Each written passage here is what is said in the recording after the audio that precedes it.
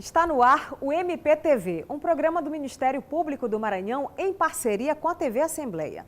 No programa de hoje vamos falar sobre desordenamento social e urbano e os reflexos na criminalidade. Os 70 anos da Declaração dos Direitos Humanos em destaque no 8º Congresso Estadual do Ministério Público do Maranhão. Nas ruas da capital, a população pergunta e o MP responde. E ainda, projeto Educação Financeira desenvolvido com estudantes do município de Passagem Franca promove reflexão sobre consumo consciente e endividamento. Está no ar o MPTV. A crescente criminalidade brasileira tem produzido diversos efeitos negativos no país, gerando vítimas diretas, perdas econômicas e sociais.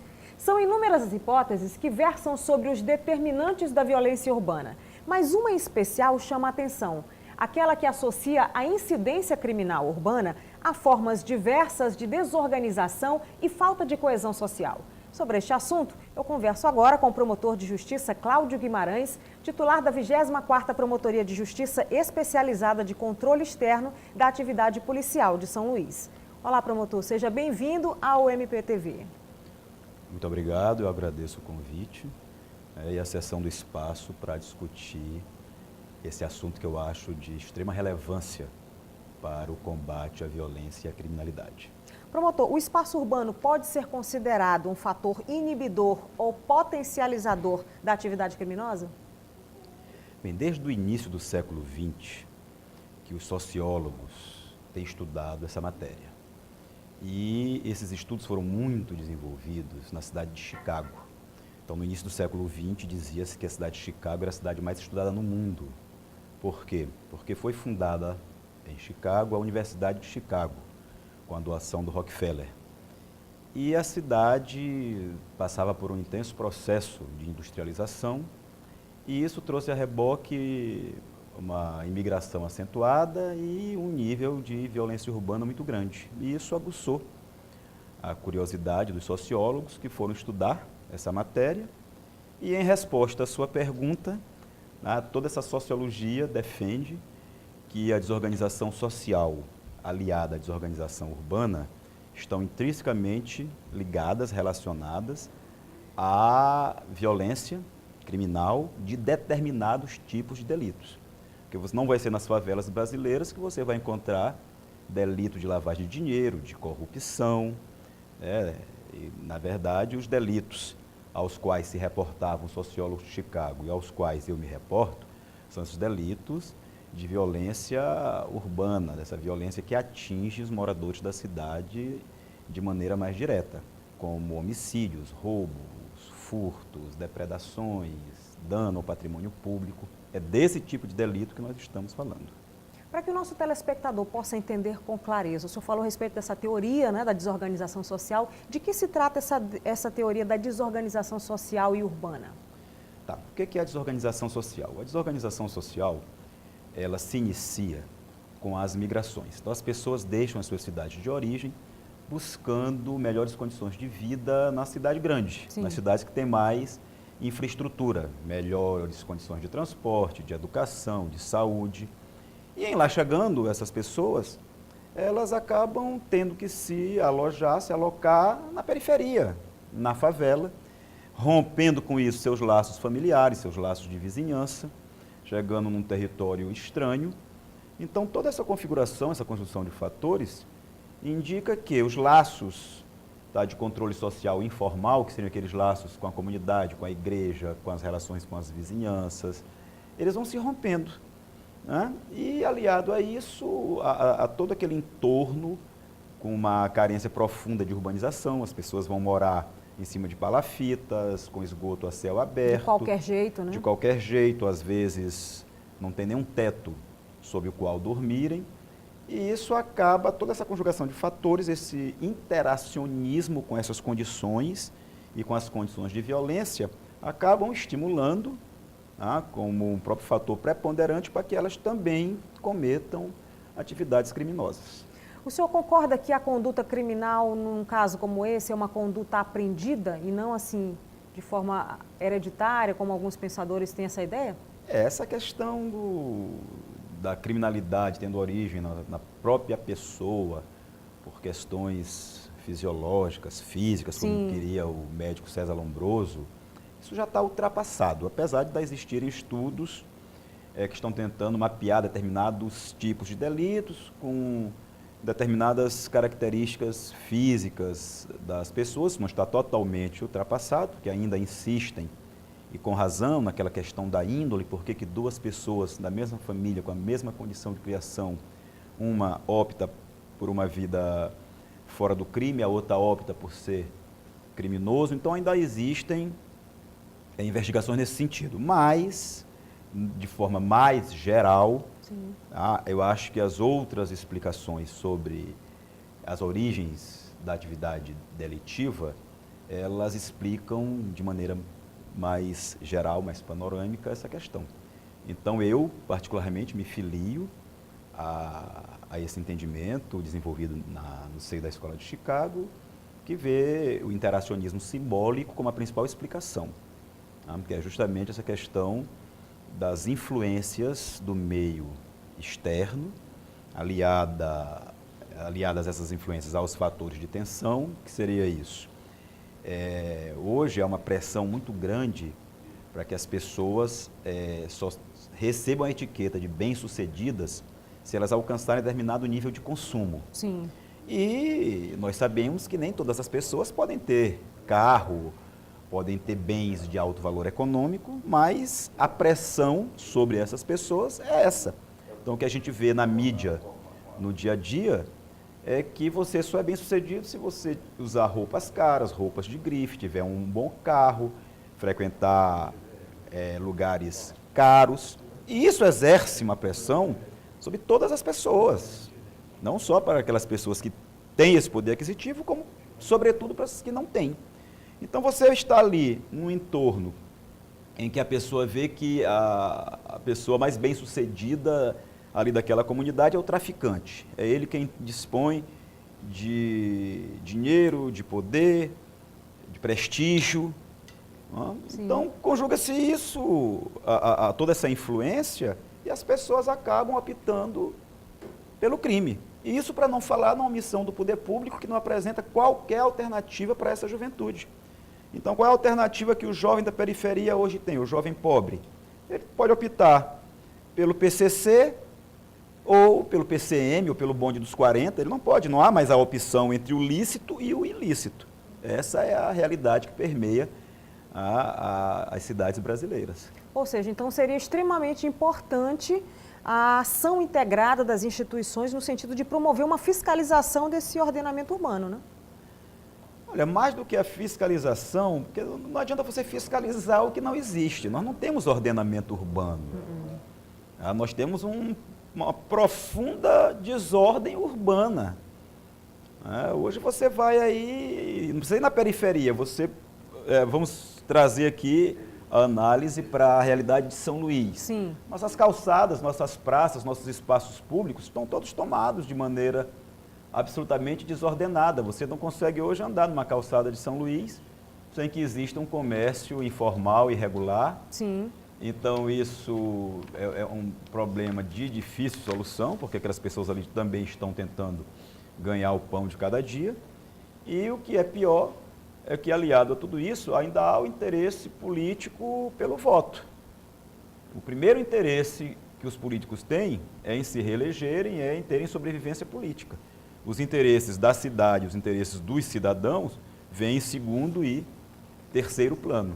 Então, São Luís está completamente irregular nesse aspecto do ordenamento, né? Absolutamente, totalmente irregular. Se você sair hoje aqui e for nos estabelecimentos que aparentam ser regulares, a maioria está sem autorização da vigilância sanitária para funcionar, o corpo de bombeiros também as licenças estão vencidas. Há uma verdadeira desorganização nesse setor. Promotor, inclusive, em 2009, o Ministério Público capitaneou a Operação Manzoar, né, que tinha o objetivo de incentivar os poderes públicos do Estado e municípios da ilha a atuarem de forma conjunta no enfrentamento dos problemas urbanos. Fazendo uma avaliação de 2009 para cá, na sua avaliação, em que evoluímos quase 10 anos após esse trabalho? Na verdade, a Operação Manzoar, ela tinha como prioridade o combate à poluição sonora, que nós, naquela época, já estávamos chegando em níveis absurdos das pessoas não poderem mais dormir em suas residências ante a total baderna, balbúrdia que tinha se instalado na ilha. Nesse ponto específico... Postos de combustíveis, né? Exatamente. Na litorânea, postos de combustíveis, em porta de festas. Nesse ponto nós avançamos um pouco. Sim. Tá? Mas há aquela dificuldade de entendimento dentro do próprio Ministério Público, se é crime, se é contravenção penal, se não é nada, ao entendimento dos magistrados.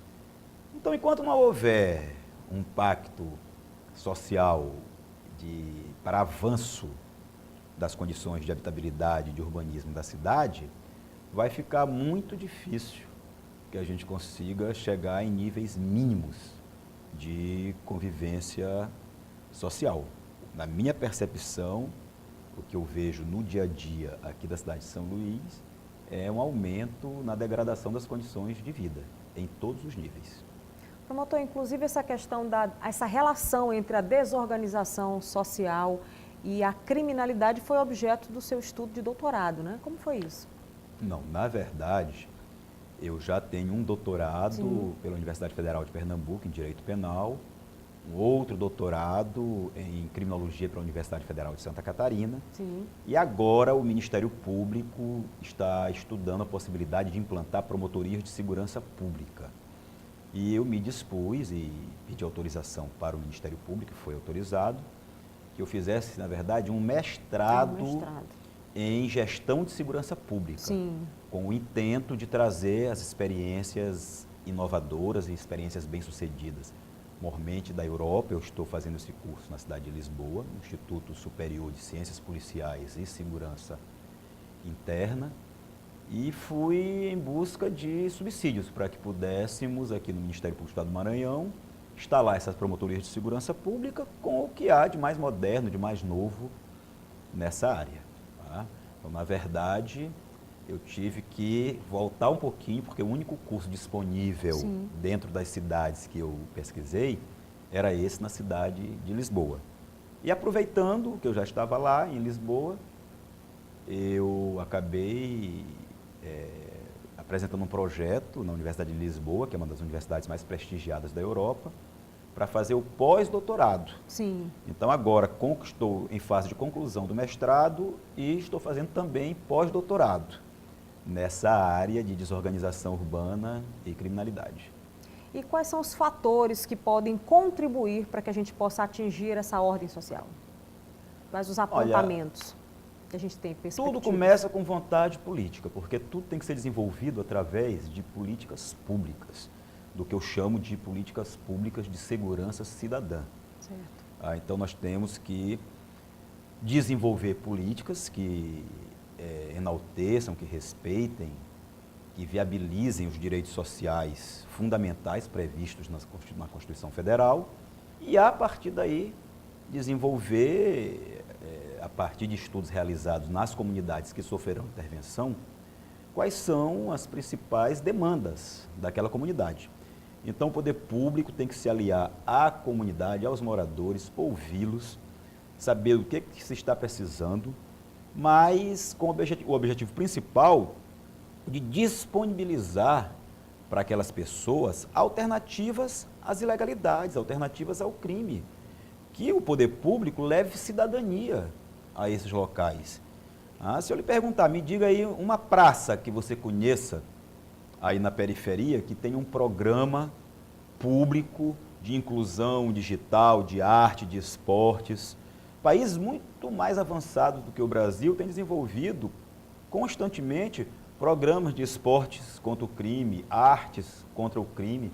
As pessoas já perceberam que tem que atrair a juventude para o lado bom, porque senão nós vamos chegar nesse estado caótico no qual nós nos encontramos, em que todos os dias a mídia noticia assalto de grupos fortemente armados a bancos, tráfico de drogas, cada ano que passa se apreende mais substância entorpecente, mais drogas, mais armas. Então nós temos que combater esse tipo de problema, inicialmente através do desenvolvimento de políticas públicas que passam pela vontade do poder político, né, para que a gente possa avançar aí nessa seara. Ou seja, tudo começa com a educação, né? Porque onde não há a presença do poder público, onde não há política pública, onde não há educação, não tem como essa comunidade evoluir, né? Exatamente, exatamente. As políticas, o substrato de toda política pública de inserção social, ele parte desse fundamento de educação. Verdade. Todo o mais é derivado. Tudo começa com a educação cívica, com a educação formal, com a educação técnica, com a preparação dessas pessoas para o mercado de trabalho. Tudo é uma questão de educação. Ok. Promotor de Justiça Cláudio Guimarães, titular da 24ª Promotoria de Justiça Especializada de Controle Externo da Atividade Policial de São Luís, obrigada pela participação e pelos esclarecimentos aqui no MPTV. Tá.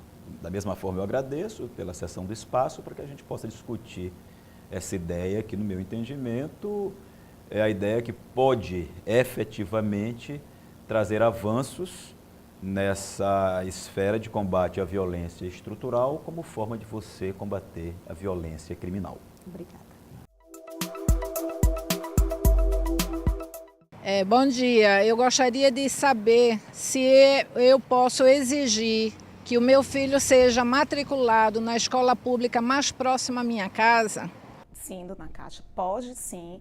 O Estatuto da Criança e do Adolescente, no seu artigo 53, ele diz que a criança tem direito de acesso numa escola pública perto de sua residência.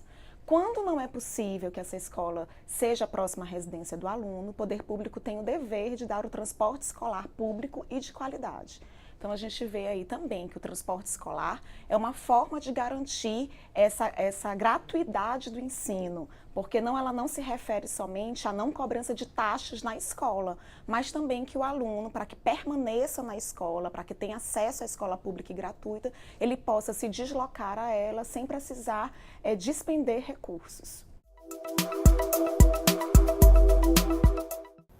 Foi realizado na última sexta-feira em São Luís o 8º Congresso do Ministério Público do Maranhão com o tema O MP e os 70 anos da Declaração dos Direitos Humanos. Veja como foi. O tema do evento abordou o MP e os 70 anos da Declaração dos Direitos Humanos. O diretor da Escola Superior do Ministério Público do Maranhão, Márcio Tadeu Silva Marques, afirmou que não pode haver direitos sob a sombra do medo. A declaração é um marco principiológico em que a comunidade internacional realizou pela primeira vez um consenso dos países em torno da necessidade da enunciação de que todos, em qualquer lugar, em qualquer tempo, têm os mesmos direitos. A partir da declaração, nós constituímos a normativa internacional, os sistemas de proteção dos direitos humanos, e o processo de constitucionalização em cada Estado soberano, a partir dessa normativa internacional, que move no nosso país, o Brasil, a colocação do Ministério Público como uma instituição promotora de direitos humanos. O Ministério Público do Maranhão aproveita a oportunidade dos 70 anos da Declaração Universal para discutir internamente e com a sociedade sobre o estado do atendimento a essa atividade de promotor de direitos humanos e as possibilidades de atuação daqui para frente. Para o Procurador-Geral de Justiça, Luiz Gonzaga Martins Coelho, a importância torna necessária a celebração da Declaração Universal dos Direitos Humanos. Para ele, o Congresso foi um sucesso. O painel A Atuação do Ministério Público na Defesa dos Direitos Humanos foi apresentado pela Procuradora de Justiça do Ministério Público de Goiás, Ivana Farina Navarrete Pena. Eu acho muito importante poder realçar que no ano de 2018 o Ministério Público do Maranhão celebra, ao lado de tantas instituições mundo afora, os 70 anos da Declaração dos Direitos Humanos, os 30 anos da Constituição Cidadã e, nesse contexto, os 30 anos de um Ministério Público Cidadão.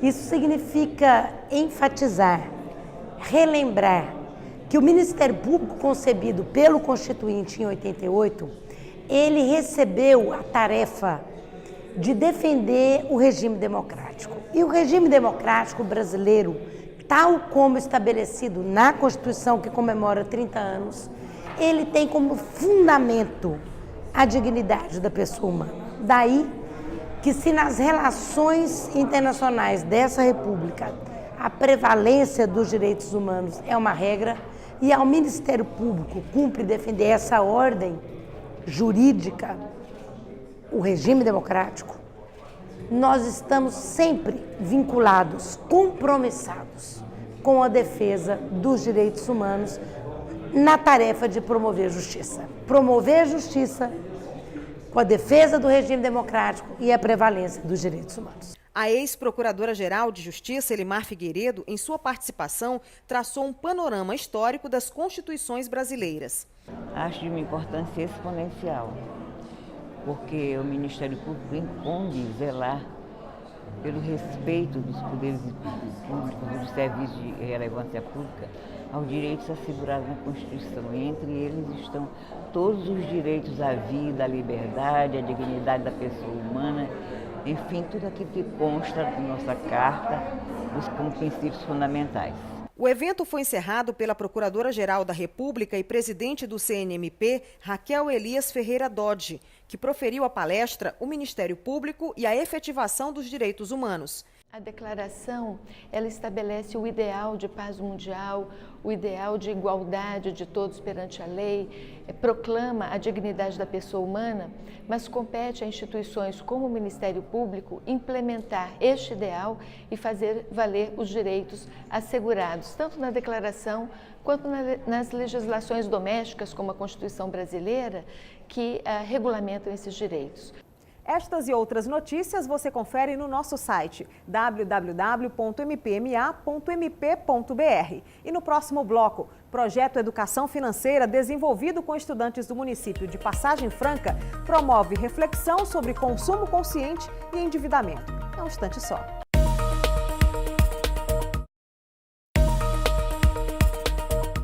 O Ministério Público do Maranhão desenvolve com alunos da Rede de Educação Pública no município de Passagem Franca o projeto Educação Financeira, Instrumento de Cidadania. O objetivo é promover a reflexão sobre o consumo consciente, evitar o endividamento e estimular o planejamento financeiro dos cidadãos. Sobre este assunto, eu converso agora com o titular da Promotoria de Justiça de Passagem Franca, Carlos Alan da Costa Siqueira. Olá, promotor, seja bem-vindo ao MPTV. Obrigado. Promotor, como foi que surgiu a ideia de implantar esse projeto Educação Financeira? O projeto Educação Financeira, ele surgiu da preocupação do Centro de Apoio Operacional de Defesa do Consumidor do Ministério Público, CAOP Consumidor, com o crescente endividamento da sociedade brasileira. Os índices de endividamento da sociedade brasileira são elevados. Daí, então, tomando conhecimento disso, nós discutimos e resolvemos lançar esse projeto de Educação Financeira, Instrumento de Cidadania, nas promotorias do Maranhão, em parceria com as prefeituras. E como é que esse projeto ele é desenvolvido na prática? Na prática, os promotores que optarem por aderir a este projeto do CAOP Consumidor, eles devem convocar uma reunião com o gestor municipal, ou o prefeito, ou o secretário de Educação, para apresentar os termos do projeto. Caso o município concorde em aderir ao projeto, é assinado um termo de cooperação entre o Ministério Público e o município, e a partir daí os professores vão trabalhar a temática da educação financeira em sala de aula. É formada uma comissão de professores pela Secretaria de Educação para que eles possam analisar e julgar as redações. Depois que o tema é abordado pelos professores em sala, abordado, discutido com os alunos elaboram redações sobre o tema. E essas redações são julgadas por essa comissão formada pela Secretaria de Educação, onde serão escolhidas as melhores redações. Após a escolha das melhores redações, é marcado um evento com a presença de toda a sociedade local, com a presença das autoridades, de todo o corpo escolar, professores, servidores, alunos, em cerimônia na qual os alunos serão premiados. Até como uma forma de prestigiar ainda mais tanto os alunos premiados quanto os alunos participantes. Porque os alunos premiados, eles serão premiados com um tablet. Eu falo aqui o caso específico da minha comarca, composta por Passagem Franca e Lagoa do Mato. Os dois municípios aderiram, os prefeitos tiveram a sensibilidade de aderir ao programa. E os alunos foram premiados com tablets e com um certificado de aprovação. mas os alunos que também participaram do programa, eles receberam um certificado de participação, também como uma forma de prestigiar os que participaram. Então é realizado um grande evento, um evento bonito, onde o projeto é festejado. Sim. Promotor, e por que trabalhar a questão da educação financeira no ambiente escolar? O ambiente escolar é um ambiente muito propício a esse tipo de discussão, porque os alunos eles vão poder levar essa discussão, essa temática para toda a sua vida e vão poder também ecoar essa temática para outros ambientes, como o ambiente familiar. Levar os seus pais a necessidade de se preocupar com o planejamento financeiro, com a questão do orçamento doméstico, com a necessidade de se evitar o endividamento. Com certeza, os alunos, começando a abordar essa temática na escola, vão levar a temática para seus pais, para seus entes familiares. Nesse ano de 2018, qual foi a análise que o senhor fez dos trabalhos que foram apresentados? Qual foi o nível? Olha, eu fiquei muito feliz com o resultado que nós tivemos em Passagem Franca e Lagoa do Mato. Nós conseguimos redações com alto nível e qual a perspectiva? Nós tivemos a primeira edição, tanto em Passagem Franca quanto em Lagoa do Mato. No ano de 2018, foi a primeira edição do projeto na minha comarca. E a perspectiva é que com as edições futuras, nos próximos anos, nós possamos ainda mais melhorar tanto a qualidade quanto a quantidade de participantes.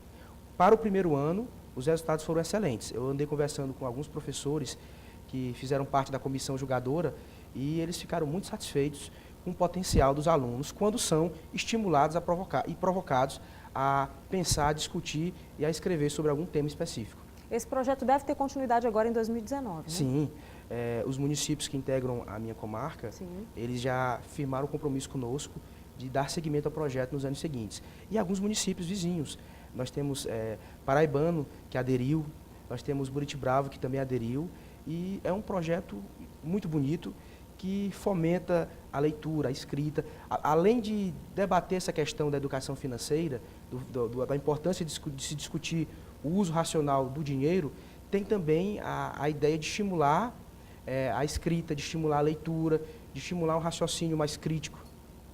Promotor, mudando um pouco de assunto, a sua promotoria ingressou recentemente com uma ação civil pública ambiental contra a Prefeitura de Passagem Franca e o ex-prefeito por danos ambientais causados às matas ciliares do Rio Inhumas. Me fale um pouquinho sobre essa problemática que terminou culminando numa ação civil pública. O Rio Inhumas é um rio muito importante para a economia de Passagem Franca. Quando eu cheguei na comarca, eu recebi algumas denúncias na promotoria de fazendeiros que estavam obstruindo o leito do rio e desmatando as suas margens, consequentemente prejudicando as comunidades que precisam do rio para sobreviver. A partir daí nós fizemos um levantamento dos pontos mais críticos e expedimos uma recomendação aos proprietários de imóveis que são margeados ou cortados pelo rio Inhumas, para que eles se abstivessem de obstruir o leito ou de desmatar as margens, as matas ciliares. Certo. E conseguimos sucesso. Muitos fazendeiros desobstruíram o leito do rio, deixaram de degradar a mata ciliar, mas nós detectamos que o município de Passagem Franca, ao realizar um empreendimento chamado Balneário Inhumas, na zona urbana da cidade, foi um dos maiores degradadores do rio Inhumas.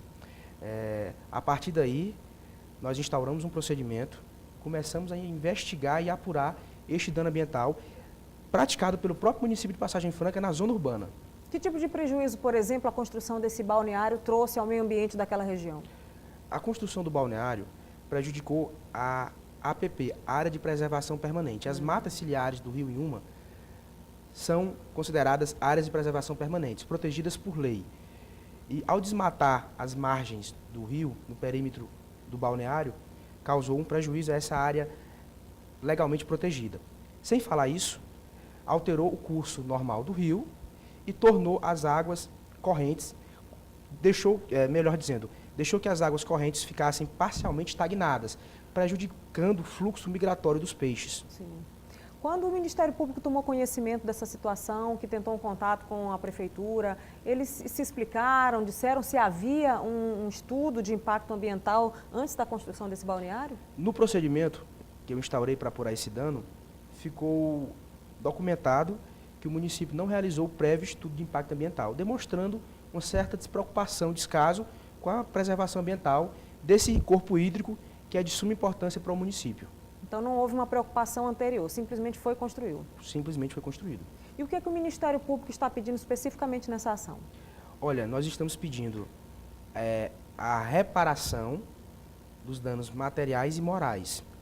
No que toca à questão da reparação, nós estamos pedindo que o município e o gestor responsável pela construção do empreendimento sejam condenados a executar um plano de recomposição ambiental, de reparação, tentar se restabelecer o status quo anterior.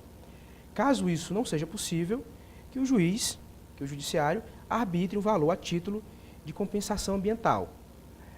E no que toca à questão dos danos morais, o rio Inhumas é um rio intimamente ligado à história e à cultura do município. Quando se fala em Passagem Franca, se fala no rio Inhumas. Ele é muito importante para a economia e para a cultura. Dá nome a povoado no município, dá nome a uma rádio, dá nome ao próprio Balneário Inhumas. Então é um rio ligado, indissociável, da identidade cultural do povo passagense. Então, com a degradação desse trecho do rio, que fica localizado na zona urbana, há um dano moral coletivo, porque o sentimento da coletividade foi ferido por esse empreendimento. Promotor de Justiça Carlos Alan da Costa Siqueira, titular da Promotoria de Justiça de Passagem Franca, muito obrigada pela participação aqui no MPTV. Eu que agradeço. O que significa latrocínio? O latrocínio é um delito tipificado no Código Penal, onde está definido nos crimes contra o patrimônio, onde há o roubo seguido de morte, onde se há o evento contra o patrimônio, mediante violência e grave ameaça para retirar o bem e logo em seguida a retirada da vida daquela pessoa. Ela é julgada pelo juiz comum, totalmente diverso dos crimes de competência do Tribunal do Júri, que são os homicídios. Você assistiu ao MPTV e pode ficar à vontade para participar do nosso programa com críticas e sugestões. O nosso WhatsApp é 991 14 6529. Fique ligado, todas as segundas-feiras às 7h30 da noite, com reapresentação aos domingos 1 da tarde. Até o próximo programa.